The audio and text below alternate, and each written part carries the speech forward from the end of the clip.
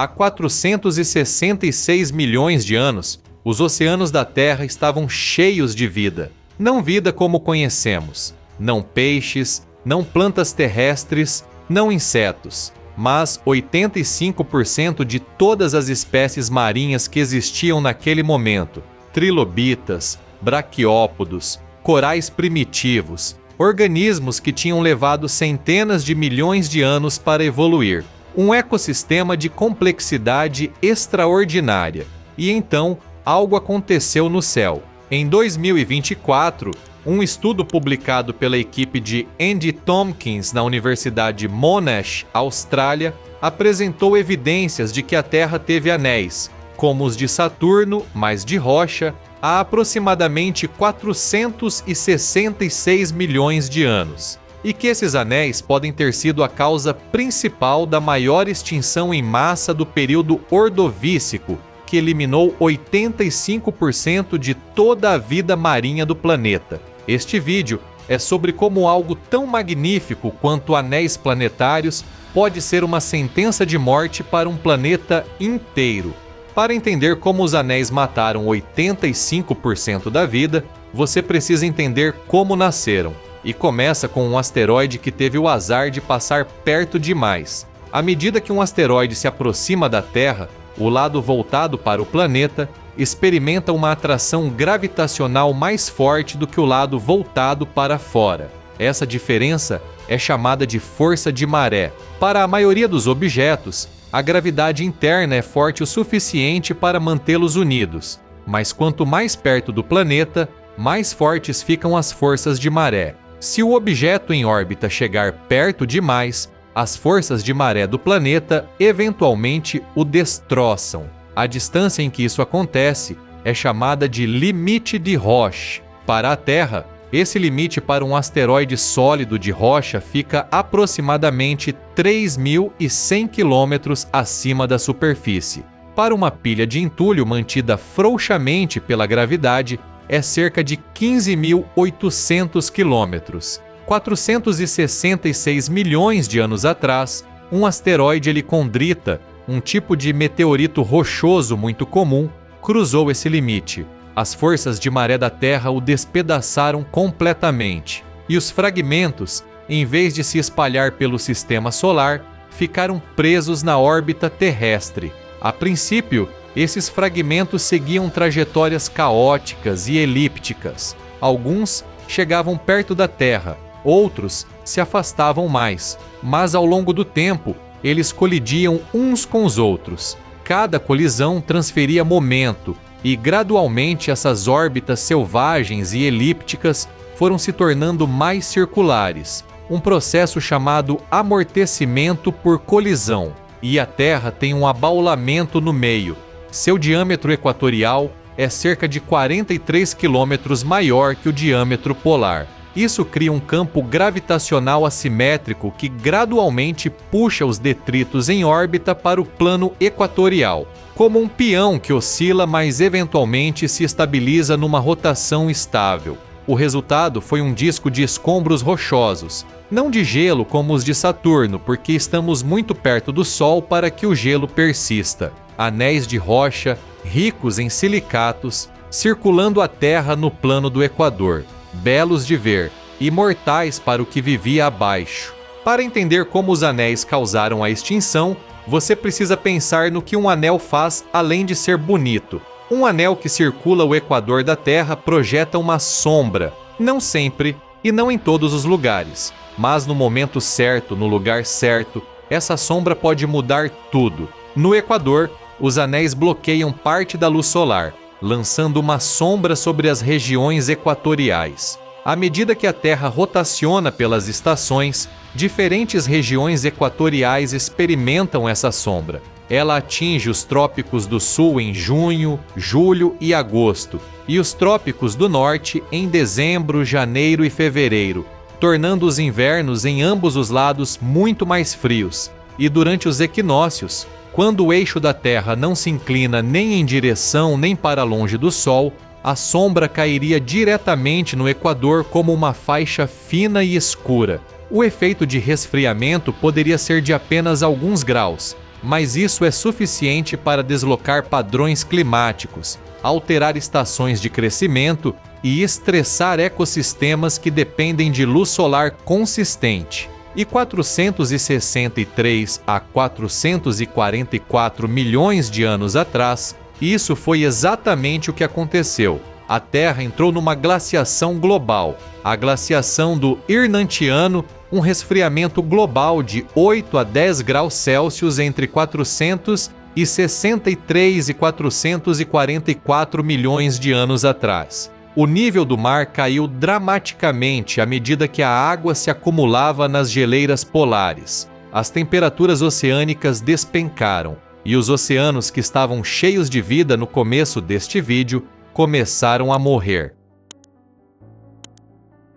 A extinção em massa do fim do Ordovícico é a segunda maior da história da Terra, eliminando 85% de todas as espécies marinhas, mais de 50% dos gêneros de animais marinhos, um ecossistema que tinha levado centenas de milhões de anos para se construir, destruído em alguns milhões de anos. Para muitos anos, os paleontólogos conheciam a extinção, mas não conseguiam explicar completamente o que a havia causado. A glaciação era o mecanismo aceito. Mas o que causou a glaciação? A Terra tinha altos níveis de CO2 atmosférico no Ordovícico, o que deveria ter mantido o planeta quente. Por que gelou?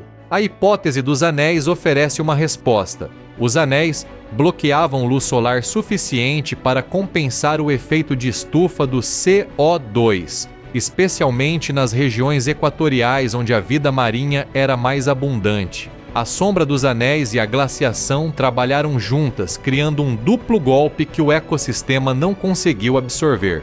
E havia ainda o bombardeio. À medida que os anéis se desintegravam ao longo de 40 milhões de anos, fragmentos de rocha caíam constantemente sobre a Terra, principalmente ao longo do Equador, onde as órbitas decaíam primeiro. Não apenas a poeira e as partículas pequenas que queimavam na atmosfera, mas ocasionalmente fragmentos maiores que impactavam o oceano ou o terreno. A evidência desse bombardeio é exatamente o que Andy Tompkins encontrou em 2024. A equipe analisou 21 crateras de impacto e usou modelos de reconstrução de placas tectônicas para determinar onde cada local de impacto estaria 466 milhões de anos atrás. Todos os 21 locais de impacto caíram dentro de 30 graus de onde seria o Equador naquela época. A probabilidade de 21 impactos caírem todos nessa zona equatorial estreita, por acaso, é de 1 em 25 milhões. Não foi coincidência, foi um anel se desintegrando. Os anéis não desapareceram de uma vez, foram morrendo ao longo de 40 milhões de anos. E sua morte foi quase tão violenta quanto seu nascimento. O principal culpado é o decaimento orbital. Qualquer material orbitando mais perto do que 35.800 km de altitude está abaixo da órbita síncrona da Terra. Neste caso, os anéis orbitariam a Terra mais rápido do que a Terra gira em torno do próprio eixo. A rotação mais lenta da Terra atuaria como um freio, sugando energia dos anéis, fazendo seu raio e altitude orbitais diminuírem até caírem no planeta. O arrasto atmosférico da exosfera da Terra, a camada mais alta da atmosfera, entre 700 e 10 mil quilômetros de altitude, só acelerava esse processo. Cada passagem pela exosfera desaceleraria os materiais ligeiramente. Ao longo de milhares de órbitas,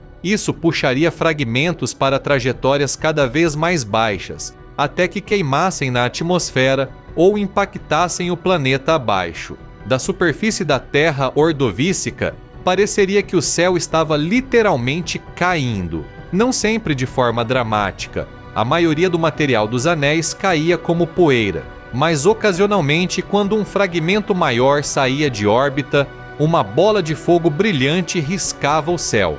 À medida que caía na Terra, crescia maior e mais brilhante até se espatifar no solo em algum ponto ao longo do Equador. A gravidade da Lua também contribuiu. Cada vez que passava por cima, Sua gravidade puxava partículas próximas dos anéis. Para partículas em certas distâncias orbitais, isso acontecia repetidamente no mesmo ponto de sua órbita, um fenômeno chamado ressonância orbital. Os puxões gravitacionais repetidos desestabilizavam os caminhos dos anéis, ejetando algumas partículas para o espaço e empurrando outras em direção à Terra. Após cerca de 40 milhões de anos, os anéis tinham desaparecido. Sabemos disso porque é quando o pico de helicondritas no registro geológico termina, não mais bombardeio de asteroides. O céu tinha parado de cair. Os oceanos começavam lentamente a se recuperar. Tompkins acredita que não vimos os últimos anéis da Terra. Essa não foi a primeira vez que a Terra teve anéis e provavelmente não será a última, disse ele. Mas se os anéis voltassem hoje, o impacto seria muito diferente, não apenas para a vida, mas para a civilização. O problema mais imediato seria para os satélites. Em órbita baixa terrestre, satélites viajam a 28 mil quilômetros por hora. Nessa velocidade, mesmo as menores partículas podem causar estragos. Satélites precisariam de janelas de lançamento precisas para passar pelos espaços entre os anéis, ou blindagem pesada que aumentaria o peso da carga e levaria a custos de combustível mais altos. E dependemos de satélites para tudo. Internet de alta velocidade, GPS, telecomunicações, previsão do tempo. A indústria da aviação e do transporte marítimo precisam de GPS preciso para manter as operações eficientes. Previsões climáticas permitem que agricultores gerenciem melhor suas safras. A perda ou degradação de satélites não seria apenas inconveniente, seria uma crise econômica global. Além dos satélites, os anéis também afetariam o clima moderno.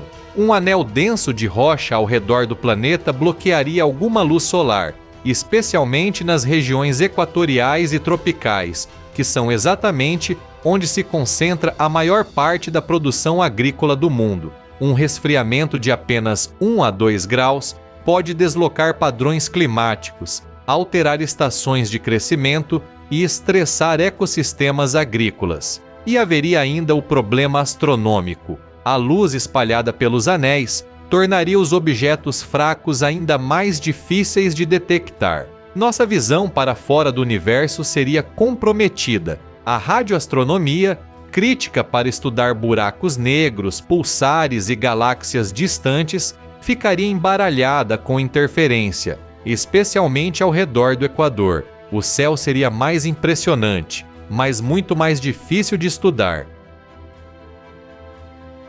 Então, o que nos ensina a hipótese dos anéis da Terra? Ela nos ensina que a beleza e o perigo são frequentemente a mesma coisa vista de ângulos diferentes. Os anéis da Terra ordovícica devem ter sido extraordinários. Um arco luminoso cruzando o céu, visível de dia e de noite, mudando com as estações, iluminando as noites nos trópicos com um brilho chamado ring shine, uma maravilha que nenhum olho humano jamais viu. E, ao mesmo tempo, essa maravilha estava projetando uma sombra que esfriava os oceanos, alimentando glaciações, contribuindo para a morte de 85% da vida do planeta. Não havia intenção nessa destruição, não havia vilão, era apenas física, implacável, indiferente e bela. A vida sobreviveu, não toda. 85% das espécies foram extintas, mas o 15% que sobreviveu